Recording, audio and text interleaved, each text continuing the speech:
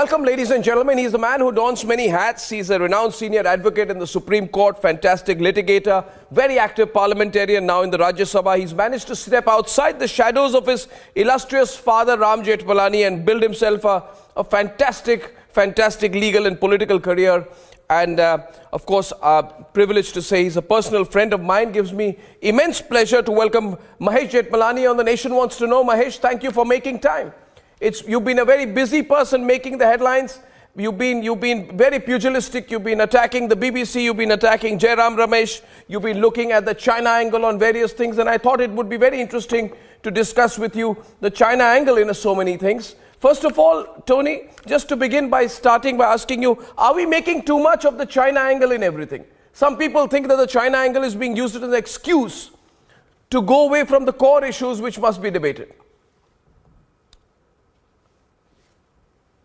Well, surely this is too much of a coincidence, Arnab, that you have the Bharat Jodo Yatra, which is now, spearheaded by, somebody whom I have called a Chinese pet, right? And, he now actually is the main think tank of in fact, he is the think tank of the Congress party, right?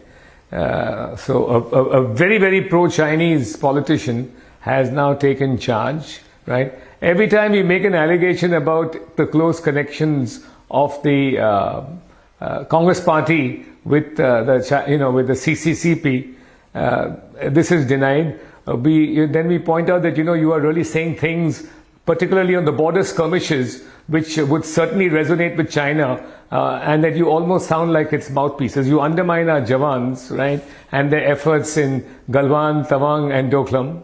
And last but not least, we repeatedly ask you that, look, in the light of all our allegations, right, it certainly behoves you to come clean on that very, very, controversial document, that MOU of 2008. Right? If there is surely nothing, first of all, you're making all these pro-China noises. Then why are we not having any glimpse of that, that much spoken about document? Why are you maintaining such a silence on it? This is surely not a private affair between you and the CCCP. The CCCP, China is an enemy country, right? And you are a leading opposition party. It behoves you to come clean with the nation. As regards the other Chinese connection, I think there's overwhelming evidence about BBC's, financial interlocking and its constant anti-Indian propaganda. There's no other explanation why they repeatedly peddle falsehood about India, publish a truncated map of India without the Jammu and Kashmir, right? Rake up in 2023 an issue of 2002, right, i.e. the Gujarat riots, try and implicate a very powerful leader who stood up to them, namely Narendra Modi, right? And, apologize in 2021 and continue to remain unrepentant after you've been given a second chance for publishing that truncated map. So I don't think that, there's any bogey being raised about China, right? And the fact of the matter is that all these issues, we have a clear statement of the Indian government. Let's take the Congress stand on the border issue. We have a clear stand of the Indian government, and if you don't believe the Indian government, you should certainly believe the Indian Army, which has repeatedly said there has been no territory lost in any of the areas where a skirmish has taken place. Our territorial integrity is safe, and our borders are being well protected, right? As far as the BBC documentary is concerned, we've had, Prime Minister Modi has been hauled over the coals of fire on the entire issue. He's gone to the SIT for many, many hours and spanning 2 or 3 days for interrogation. The matter has been examined threadbare both by an SIT appointed by the Supreme Court, monitored by the Supreme Court, and by a full-fledged trial on the issue. Right? We finally have a decision of the Supreme Court which says that somebody like Teesta Settlebad kept the pot boiling and shot over the shoulders of Mrs.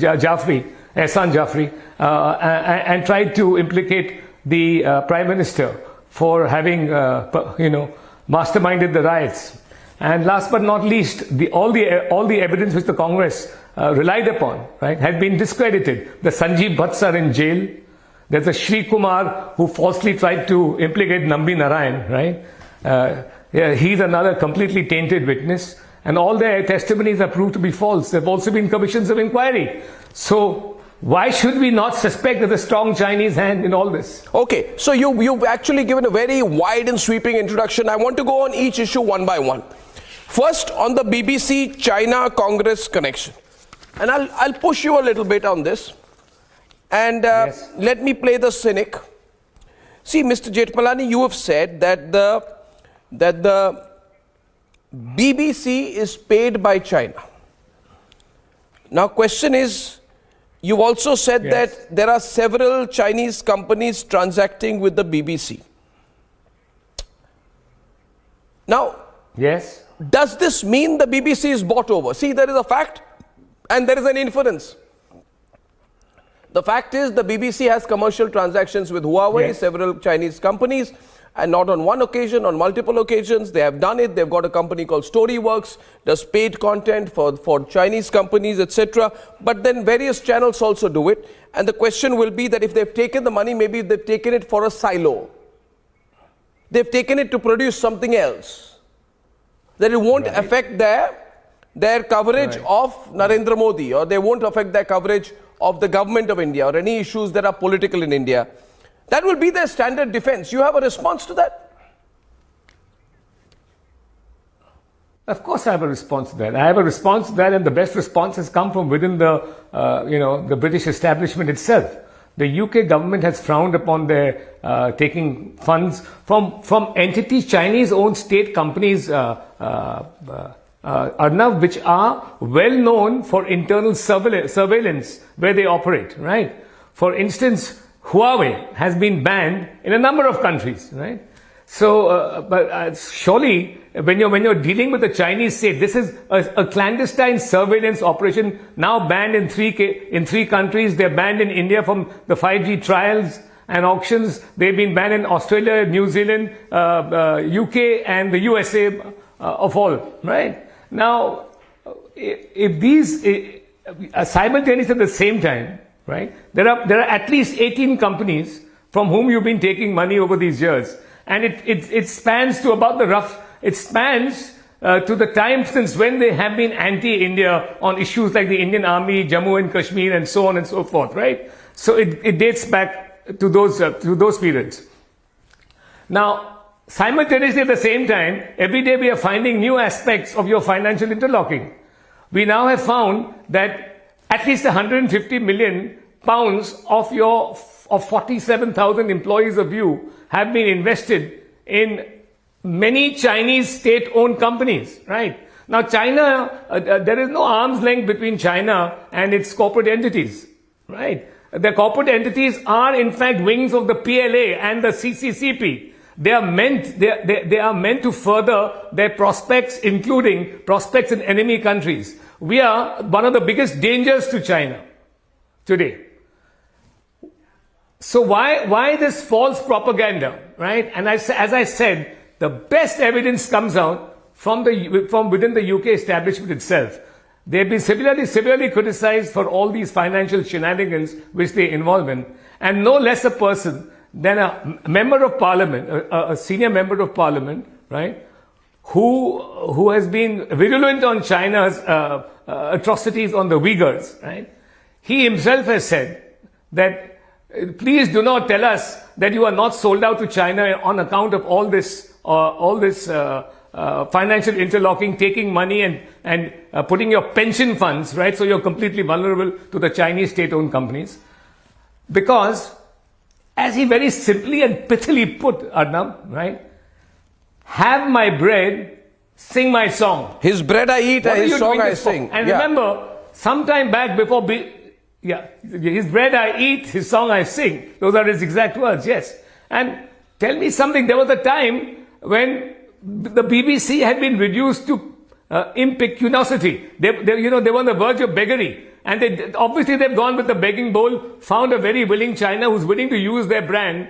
And this brand is now peddling false narratives against the enemy countries in But those countries. you think the BBC China is now will peddling act falsehoods against in our country? You think the BBC will go to the extent of acting against the sovereign interests of the United Kingdom because the UK has got so much at stake in its relationship with India? I mean, the UK desperately needs to sign the FTA with India. It's a big shot in the arm at a time when they're economically isolated and having such economic trouble. So why would just the country? Why would the UK government allow the BBC to go this far and be a Chinese agent, which goes against the sovereign interest, the economic interests of the UK? Because you're irritating India and you can't afford to do that. All right, there are two answers to that. No, look, we have excellent relations with the UK government, right? The UK government, in fact, Prime Minister Rishi Sunak has completely dismissed this BBC documentary, right? They probably know that it's a piece of propaganda themselves, but they're not saying it. They're being mealy-mouthed about it. But the second aspect is the UK government has only recently said, I think a couple of days ago, that look, the BBC is independent, right? Now, a lot of people here, a lot of pro-China elements here picked up that statement by saying, look, the BBC, the UK government said the BBC is independent. It doesn't say that their output is independent, that their propaganda is independent, that what they put out, in countries like India is independent. What they're saying is, as we are arm's length from the BBC, their views are not our views. So that's the way the UK government operates. You can say anything you want, right? But we can't control. We don't control the BBC. Unlike Chinese media, is not an instrument of the state. So to what extent, I mean, you see your clear conspiracy. Let's take the assumption there is a BBC China conspiracy. In that case, what is the intention? Is it to needle Narendra Modi? Is it to upset the Narendra Modi campaign for 2024 re-election? Is it to upset India economically? Is it just an overall defamation campaign?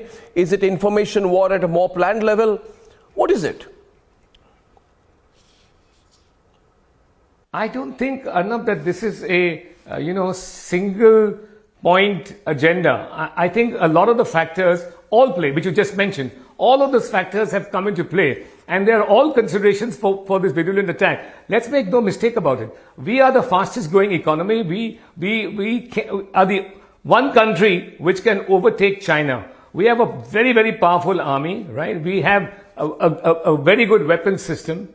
Our army is probably the best army in high ranges, in mountains, where most of this conventional warfare will take place.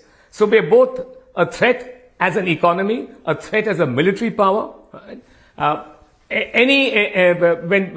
foreign, and it's already happening, right? There is going to be, India is going to be a hub of those companies which are going to leave China. Right? We are improving the ease of business. Most of all, we are a democratic country. We have a rule of law here. China doesn't have a much more attractive destination for that fact alone. And for the first time, Prime Minister Modi is standing up to them. China has finally found a leader who has given them a bloody nose in Doklam and in Galwan. For the first time, it's happening. And we are matching them interest for build-up of infrastructure for build-up of infrastructure. Everything they're doing. We have fortified the northeast, Arunachal Pradesh, which is part of the northeast, of course, and all those border areas which are sensitive. So, I mean, they see that, we're going to be a very dangerous military foe. No longer is there going to be salami slicing without a very high cost to pay. So this is, viewers, if you're watching this tonight, I have a question for you, and there's an interactive poll. Do you think, see, Mahesh Jethmalani puts things across remarkably well. I want to make this interactive. Do you believe Mahesh Jethmalani, or do you disagree with him, viewers? Do you believe he's putting out a conspiracy theory, or he's putting out the truth? One thing is clear to me, you can't just disregard what he's saying. Because I believe that everything cannot be looked at in isolation. We need to connect the dots. Now, if you look at last week's events, Mr. Jethmalani, this Adani story has been right up there center stage, and I was talking about it yesterday on my program, and I said it is remarkable. I mean, my position has been clear, Mr. Jethmalani.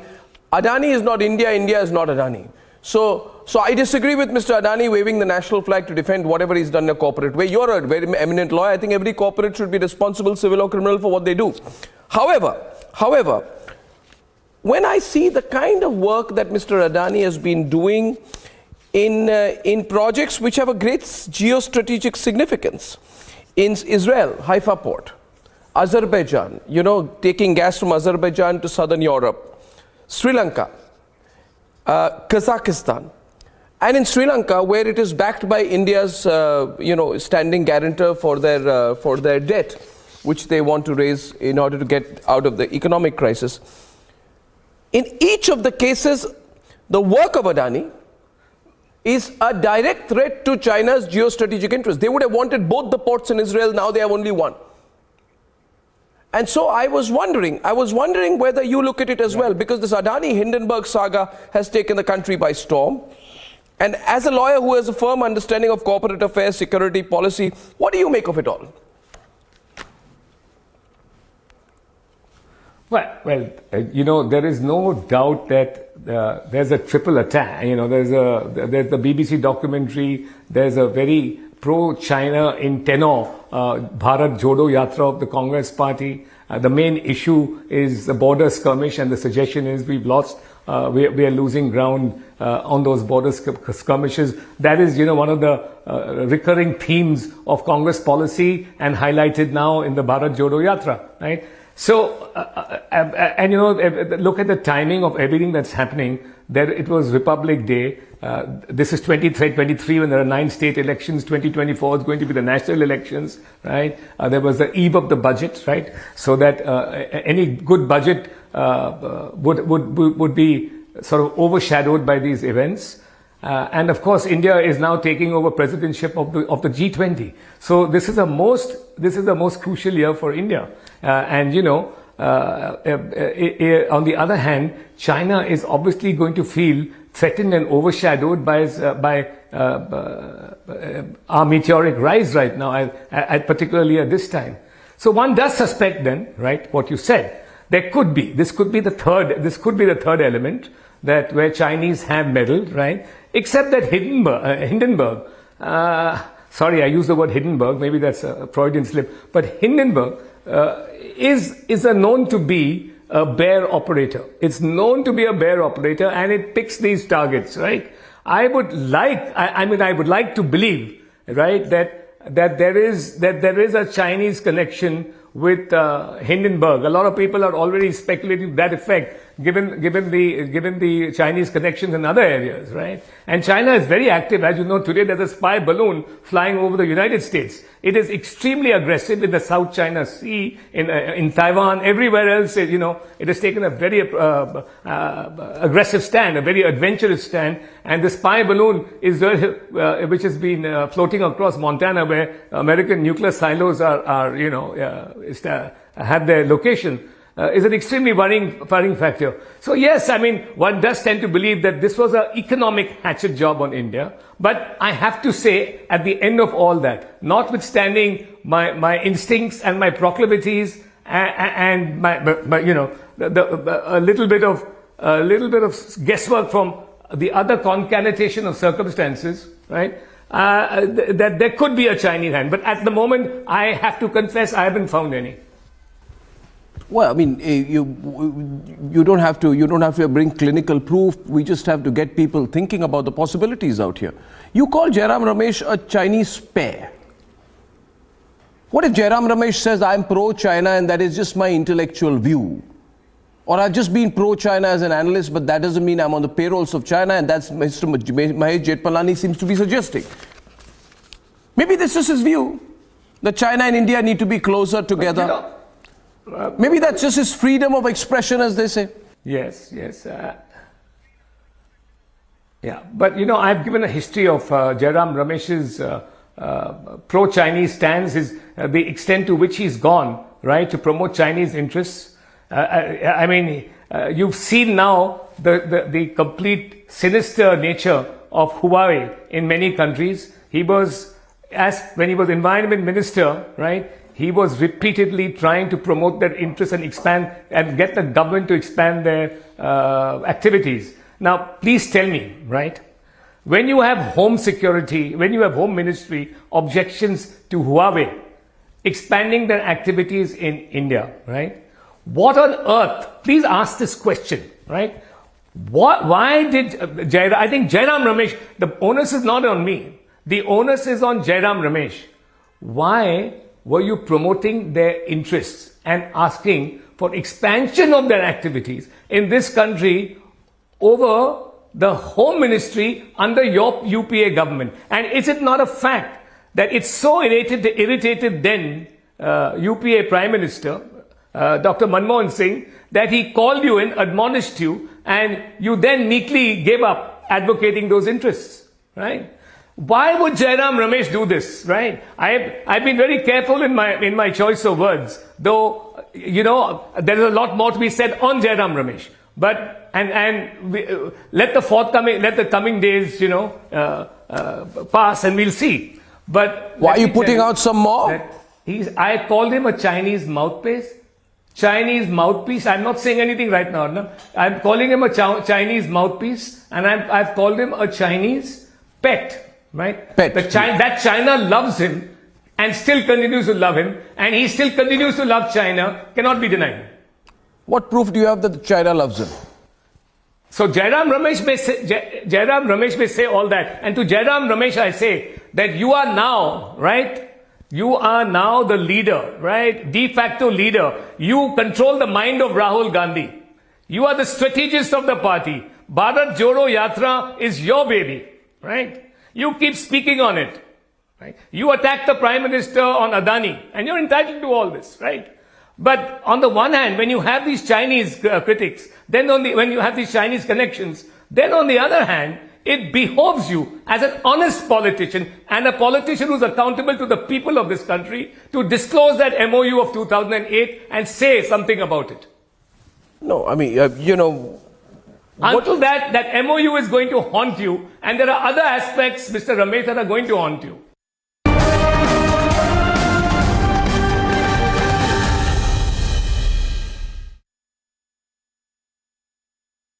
Friends, the recent suicide attack in Peshawar, inside a mosque, in the police lines, has set the tongues wagging. There are various conspiracy theories, and yet there is the Khyber Pakhtunkhwa police, the police of Peshawar, which has come out on the roads. They're saying that this terror act was not done by any terror organization. They say that this was done by one of our own.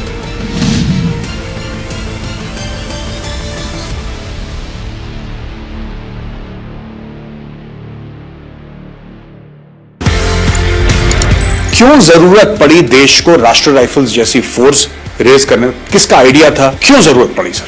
There was a necessity to have a force. Our army was considered is not enough in size. We must have another force. A new force was thought of, that's the Rashtriya Rifle. These battalions were to be given a special task. I'm told that probably this is the biggest counterinsurgency force in the world. You're famous for your dialogues. I'm sure everybody who's seen your films remember the dialogues that you've given us. I was already established as a star in my way. So Azad Saab told me, I want you in this film. And then he said, it is only a special appearance. You know, I was little bit of conscious of it. ये ना हो कि कल मैं आपकी picture में guest appearance करूँ, वो भी मुझे कहें तो guest appearance. He says, no, I don't want to know that. You're doing the picture. प्रेम नाम है मेरा, Prem Chopra.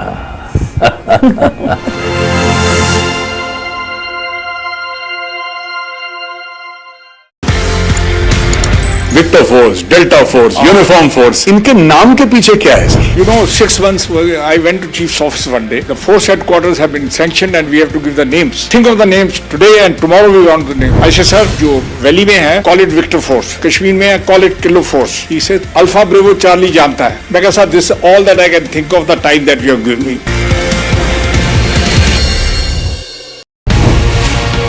While growing up, who did you look up to? Who was your idol? Dalip Kumar. And you were fortunate enough to work with him as well. I was wanting to work with him. This was my dream to work with him. And I was very fortunate when I was offered Dastan, the first film with him. And I used to be sitting there and watching him. He was so good and a great actor, but he was a greater human being as well.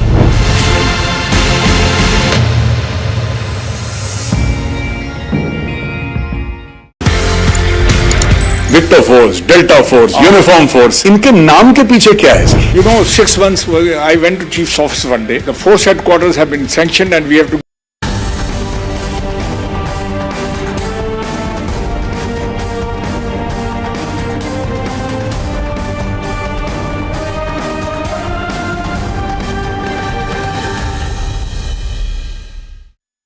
You know what, he says that I was earlier for Chinese companies, now I am not. He says earlier I was a user of Huawei. Huawei had a tie-up with Tata Telecom. That point of time I was advocating for it. Today my approach to China has changed. He says don't look at what my pro-China position was in the past. He says the matter of the past. Today he's not said that. Please let him say that. I want him to say that it's a matter of the past. He has said it in September 22. His pro-China he has said that in September 22. He said in today's environment, my approach to China has changed. He may, yeah, all right. So he may. What is his approach to China different? Does he think that? Has he said that Huawei, my advocating the cause of Huawei was wrong? And I go a stage further. Will you please tell us, right? Even at that stage in 2009, there was a situation where China, an enemy country, right, was interested in taking charge of your dams in the entire Northeast. You promoted that idea. You said we need Chinese technology. It was still an enemy country. It had Askai Chin in its possession, which our parliament in 1962, right, said that we will get back that territory one day. There's a solemn resolution of parliament. He did that. Yes. So, as far as Jairam Ramesh's possible defense, right, that he has changed his view, let him come out and say that I have changed my view, and then we'll tackle him. But Mr. Jethmalani, I don't think your party is going all out. There are Chinese donations through the Rajiv Gandhi Foundation. All the BJP does is use these to hit the Congress a little bit. They don't really go all the way. There's an MOU signed in 2008. You keep talking about it. You're raising questions. But why don't you demand that the details of the MOU are declassified? And why is that not made an issue in the floor of Parliament? Because Well, if there is anything treasonous in that MOU, we need to know. We need to know. It can't be an individual raising these issues. There has to be an institutional response to these situations. Can the BJP, for example, go and have a private tie-up with the Chinese tomorrow? Can Mr. JP Nadda go to Beijing, sign an agreement privately and come back and never declare what it is all about? You're not taking it all the way. The sense one gets is even on issues such as corruption or the Chinese link, the BJP doesn't really go all the way. It sort of uses these issues to just prick the opposition a little bit and then let's go. Am I correct in that observation, Mr. Jethmalani? Well, it certainly seems that way, but the BJP government may have other considerations which are matters which may not be mentionable in the public realm. They may have other considerations at the moment. They may be deliberately holding back. They may be waiting for an opportune moment. I don't know. I'm only an MP who's red flagging issues, right? Which the people should know, which is my right as an MP. To let the people know what I know and to share it with them and perhaps agree with my inferences from those facts. I take that. I mean, in my concluding part, my question to you is, sir, you've been voraciously standing up on this whole China issue. You've been voraciously fighting against fake news, calling out the terror apologists, exposing the pro-China lobby, etc. In the present situation, do you expect the Chinese to continue? Will they continue to do this, or will they directly take on India? Are you concerned about the situation on the border? Let me put it specifically as well, because if China has to really sort of ring fence India or try to ring fence India, then one can't rule that out, can one? Well, of course, I'm concerned about, nobody wants a war. Nobody wants a war, no matter whom, there are only losers in war. I mean, both sides will lose. So, nobody wants a border war with China, right? But everything China is doing suggests either they just want to keep us under extreme pressure, right? and make us, spend a lot of money on our defense budgets. Or at some stage they are planning a skirmish with us on the border, right? 2023, 2024, if they have that in mind, is an extremely opportune moment to do so, right? Because they'll embroil Prime Minister Modi at a time when he'll be leading the country, the BJP, to the elections, right? And leading the country on G20. It's an extremely opportune moment for them to do so. So we have to be particularly wary now. Now, the reason why I keep, I've been in Delhi now for 8 years continuously. And I am very, very cognizant of the fact that Delhi in particular, more than any other city, is awash with Chinese infiltration. Awash, right? Now, given that fact... Awash with Chinese infiltration? Where, at what levels? At least sound out... Yes, yeah. Are you saying that Chinese agents levels, everywhere in Delhi? I don't want to say more of this. Don't. I could be paranoid, but I do. I personally been accosted by one or two, right? And I have put it to those people to whom I'm obliged to put it before.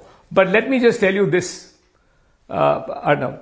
The fact of the matter is that everything ultimately boils down to the silence of the party, right? I come to one crucial factor, right? And that I don't understand why the government will not obtain, right? It's a security issue. Right? How much are you entangled with the CCCP? That 2008 MOU, right? Which even Jairam Ramesh has kept his mouth completely shut about. And if you say he is now claiming, right, that he's had a change of heart, right? Which I have strong reasons not to believe, right? But even let's assume the truth of the assumption you made on his behalf. Has he uttered a word about the memo of 2008?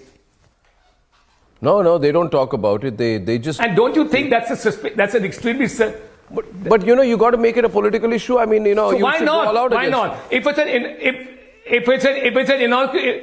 it's an innocuous document, right? Say, this Mahesh Jethmalani is completely of ultra suspicious mind, He's a conspiracy theorist. Let's destroy him by putting this 2008 document out.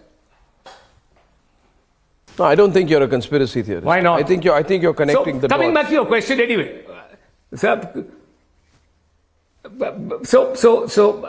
Arnab, coming back to your question, right, about the threat of China. Of course, there's a very real threat, and they're spreading their tentacles everywhere. They've humbled countries economically through the Belt and Road Initiative. We all know that, right? Countries are in crisis because of them. These guys are ruthless. The CCP is ruthless. And that is one of the reasons of being an autocratic country. That is one of the features of an autocratic country, right? You can ignore your own citizenry. You can massacre them. You can lock them up. You can give them poor health treatment. You can give them inferior vaccines, right? And still, right, have a huge defense budget. And that is because of the cliche that China is today an army with a country and not a country with an army, a lot like Pakistan. In their thrust and the image which they've conjured up for themselves and the system of governance they are very alike. Which is why there's so much symmetry apart from the both being virulently anti-India. Well, I think your statement that Delhi is awash with Chinese agents will go far. I find this very interesting. Mahesh Jethmalani, whether it's the BBC, whether it's Jairam Ramesh, whether it's the Congress connection, or simply the China hand in trying to build a narrative against India globally, I think we need to watch out. It's absolute pleasure talking to you, Mahesh Jethmalani. The viewers will decide whether your views are those of a conspiracy theorist, which I don't think they are, or whether you're logically connecting a few dots, which we need to think about. Thank you very much, Mahesh. Thank you.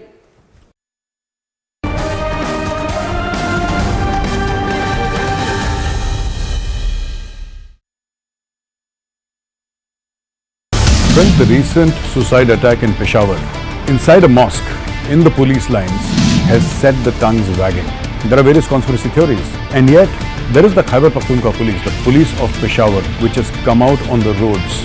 They're saying that this terror act was not done by any terror organization. They say that this was done by one of our own.